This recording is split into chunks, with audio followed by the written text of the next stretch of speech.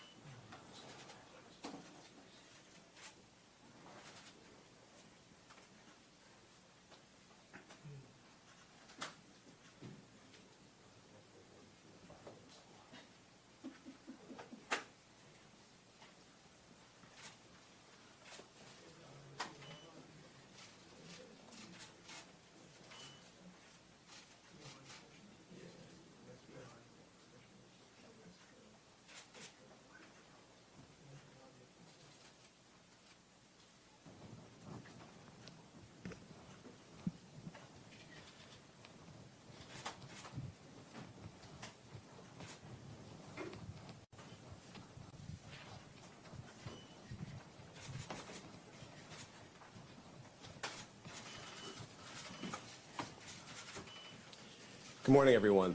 Thank you for gathering. My name is Damian Williams, and I'm the United States Attorney here in the Southern District of New York. Today, we are announcing campaign finance, bribery, and conspiracy charges against Eric Adams, the mayor of New York City. As the indictment alleges, Mayor Adams engaged in a long-running conspiracy in which he solicited and knowingly accepted illegal campaign contributions from foreign donors and corporations. As we allege, Mayor Adams took these contributions even though he knew they were illegal, and even though he knew these contributions were attempts by a Turkish government official and Turkish businessmen to buy influence with him. We also allege that the mayor sought and accepted well over $100,000 in luxury travel benefits from some of the same foreign actors who arranged many of the illegal campaign contributions. These benefits included free international business class flights and opulent hotel rooms in foreign cities.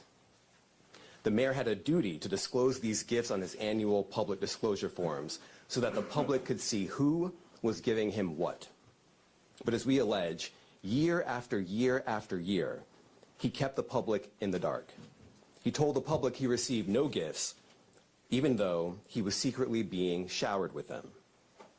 We allege that Adams accepted these benefits knowing that they were given to him because of his position. And in exchange for some of those improper benefits, he intervened in the New York City Fire Department's inspection process for a building owned and operated by the Turkish government, allowing it to open even though it had not passed the fire inspection. The corruption alleged in the indictment is, as I said, long-running. As we allege in the indictment, Adams' solicitation of illegal campaign contributions began in 2018. After he started raising funds for his 2021 mayoral campaign, he agreed to take contributions offered by multiple Turkish businessmen, several of whom he met in Turkey. Adams knew that these wealthy individuals could not legally donate in a U.S. election. Federal law clearly prohibits foreign donations. That's how we protect our elections from foreign influence. Yet Adams directed his staff to pursue this illegal money to support his campaign for mayor. And as we allege, Adams continued to pursue foreign money in secret well into 2021. And it didn't stop with his first campaign for mayor. As we allege, in 2023, the mayor rekindled these corrupt relationships, seeking more illegal campaign contributions from some of the same foreign sources to support his re-election campaign. Adams also took contributions that broke other laws. As we allege, he sought contributions from businessmen far in excess of what the law allowed. He also allegedly sought contributions from corporations, which are not allowed to contribute at all in New York City elections. Many of those illegal corporate contributions were organized by the same people who organized the illegal foreign contributions. And Adams allegedly disguised them all in the same way by accepting the money through so-called straw donors. A straw donor contributes someone else's money, hiding the money's illegal source, such as a foreign businessman, a corporation, or a wealthy New Yorker who has already contributed the maximum amount allowed. And as we allege, Adams circumvented all of these laws, taking contributions from exactly the sources the law prohibits, all to benefit his mayoral campaigns. Now, Adams also personally benefited from the illegal conduct alleged in the indictment. Adams solicited and accepted over $100,000 in luxury travel benefits for years from wealthy Turkish business people and at least one Turkish government official seeking to gain influence over him. Adams started accepting undisclosed luxury travel benefits at least as early as 2016. He took these benefits nearly every year through 2021. Here are some of the benefits that we uncovered during our investigation. In 2016, Adams flew to India through Turkey and received 2 free round-trip upgrades for business class seats. That's the highest class on Turkey's national airline. Those upgrades were worth more than $12,000, and none of it was publicly disclosed. In 2017, Adams accepted free business class tickets for himself and his travel companions to France, Turkey, and China. And he was put up in the Bentley suite in the St. Regis Hotel in Istanbul. All of that was worth more than $41,000, and none of it was publicly disclosed. Also in 2017, he flew to China, again, through Turkey, and accepted 2 free business class tickets for himself and a companion. Those were worth more than $16,000, and none of it was publicly disclosed. In 2018, he flew to Hungary through Turkey and accepted free upgrades for business class seats. Those were worth more than $12,000, and none of it was publicly disclosed. In 2019, he flew to Turkey and accepted a free upgrade to business class for his companion and a free stay in a lavish suite at the St. Regis Hotel in Istanbul. That was worth more than $9,000. And again, none of it was publicly disclosed. In 2021, Adams solicited business class tickets to Istanbul, stays at luxury hotels and resorts, yacht tours, and meals. As we allege, he asked to pay a nominal fee for all of this in order to disguise what we allege were in fact bribes. He canceled that trip at the very last minute, but the benefits that he solicited were worth more than $21,000. And later in 2021, Adams flew to Ghana, again, through Turkey, and accepted free business class ticket upgrades and other gifts while he was on a layover in Istanbul. Those benefits were worth more than $12,000. And just like all the other benefits I've just run through, none of it was publicly disclosed. Now, I want to be clear. These upgrades and freebies were not part of some frequent flyer or loyalty program available to the general public.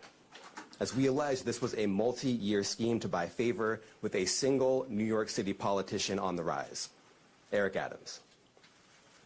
Now, this is a chart with all of the undisclosed travel benefits that we uncovered during the investigation. We just list it all out here. You see the year, 2016, 2017, 2017, 2018, 2019, and 2 in 2021. The destination, India all the way to Ghana. The benefits, the free upgrades or free tickets altogether, the hotel stays, and the value. And if you just sum up all the dollar amounts here, you get to more than $100,000. And of course, as I said before, every single trip that we list here was undisclosed.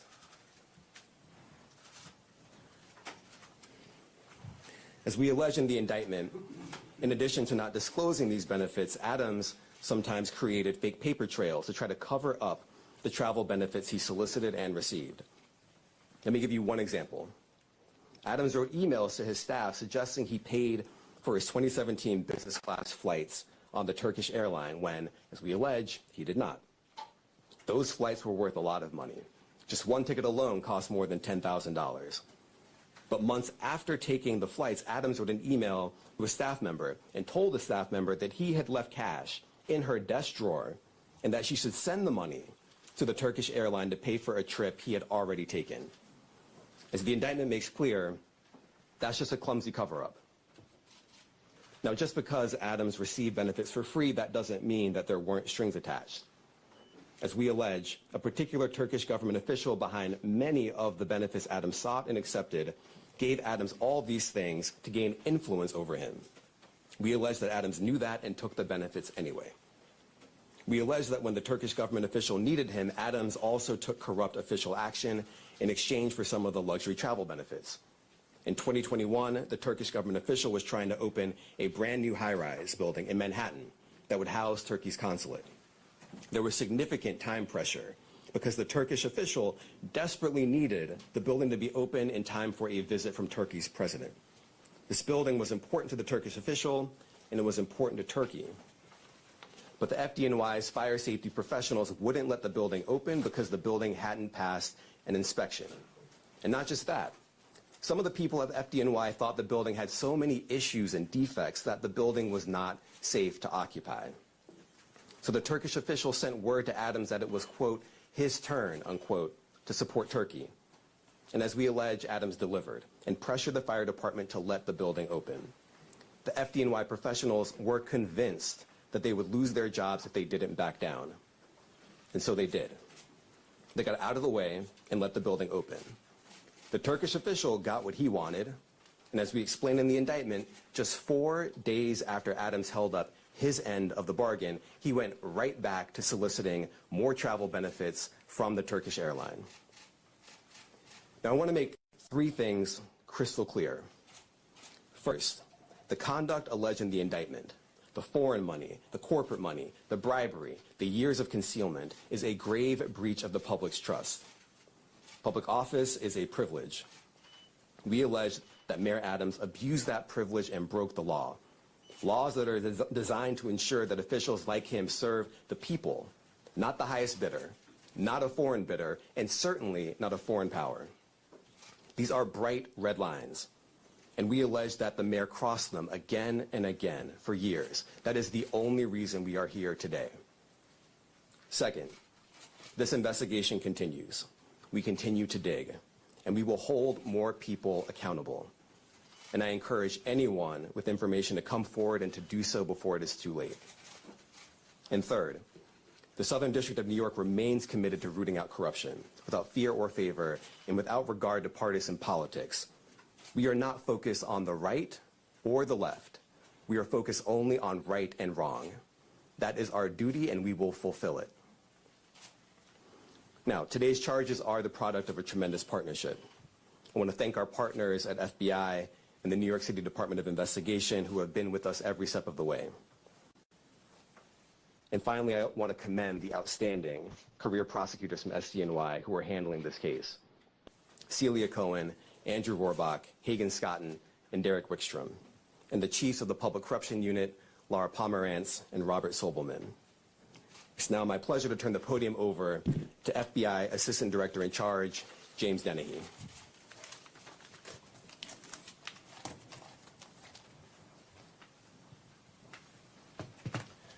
Good morning, and thank you for being here today. The indictment of a sitting mayor is not just another headline. It is a stinging reminder that no one is above the law or beyond reproach. And it serves as a sobering moment for all of us who place our trust in elected officials. Today's indictment sends a powerful message to every elected official in this country. Public service is a profound responsibility and should be a noble calling. When that's perverted by greed and dishonesty, it robs us of our trust. It's a pact between leaders and their communities, built on the pillars of trust, accountability, and transparency. When that pact is broken, the consequences ripple far beyond one office or one election cycle. We know not all leaders are corrupt. We know there are countless public servants who wake up every day with the intention of doing right by their constituents. But we cannot ignore the shadow cast by moments like this. When trust is eroded, it takes years, sometimes decades, to rebuild. The weight of today's actions falls not just on the indicted official, but on every other public official who must now work harder to earn the public's confidence in them. It's important to remember accountability isn't just about punishing those with alleged wrongdoings. It's about lifting the communities they've let down. It's about rebuilding, restoring, and reimagining what public servants can and should do. It's up to us to demand more from our leaders, to hold them to the highest standards, and to remind them that the power of public office should never be abused. While some may be disappointed today, let me encourage you not to be defeated. The strength of our communities, our faith in one another, and our collective resilience are far greater than the alleged failings of any one individual. In closing, I'd like to thank the U.S. Attorney for the Southern District of New York, Damian Williams, and his office, Commissioner Jocelyn Strauber and the New York City Department of Investigation and her team, as well as my team, the Public Corruption Squad here at FBI New York. Thank you. I'd like to welcome up Commissioner Jocelyn Strauber from the New York City Department of Investigation.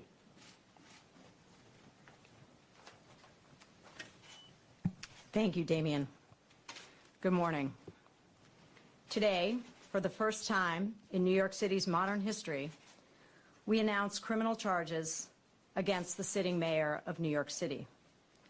As our highest elected official, the mayor should set the standard for all of city government and exemplify the integrity, transparency, and dedication to serving the public that all New Yorkers deserve. Instead, the indictment unsealed today alleges that Mayor Adams abused his power and position for nearly a decade as Brooklyn Borough President and as mayor to enrich himself and his mayoral campaigns. As charged, he sought and received illegal campaign contributions, luxury travel, and other personal benefits from foreign nationals, as well as individuals and businesses. He allegedly took steps to conceal those illegal contributions and personal benefits and involved city employees and campaign staff in that concealment. As the indictment explains, this kind of corruption has real costs to the city and to the public. As alleged, the mayor's 2021 campaign falsely certified compliance with campaign finance laws in order to conceal those illegal campaign contributions, and as a result of those false certifications, received over $10 million in public matching funds. The mayor's alleged acceptance and concealment of illegal contributions and personal benefits gave overseas benefactors, wealthy individuals, and businesses undue influence over the mayor, influence that federal and local laws seek to prevent. And as charged, in exchange for certain personal benefits, the mayor pressured the New York City Fire Department to forego a required fire safety inspection before the opening of the new Turkish consulate building.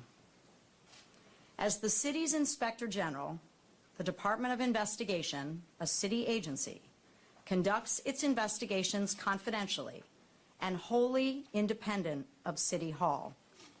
We handled this investigation as we would any other, following the facts and seeking to hold wrongdoers accountable no matter their role or title. Our unique access to city records and expertise in matters of city government make us a critical partner in the fight to root out corruption, working closely with our law enforcement colleagues at the FBI and the U.S. Attorney's Office. If you have information about this case or about illegal conduct by any New York City official or employee, I encourage you to contact DOI by email at tipline@doi.nyc.gov or by phone at 212-825-2828. I want to thank the U.S. Attorney's Office for the Southern District of New York and the FBI for their partnership on this investigation. And I want to recognize and thank the dedicated, hardworking DOI investigators who are handling this matter. Senior Inspector General Eleanor Rivkin, Inspector General Audrey Feldman, Deputy Inspectors General Arturo Sanchez and Trenton Sweeney, and their supervisors, deputy commissioners, Christopher Ryan and Dominic Sorella. Thank you. Thank you, everyone. Can you just say, Mr. Mayor Eric Adams has said he's not going to resign. He said that this is a witch hunt because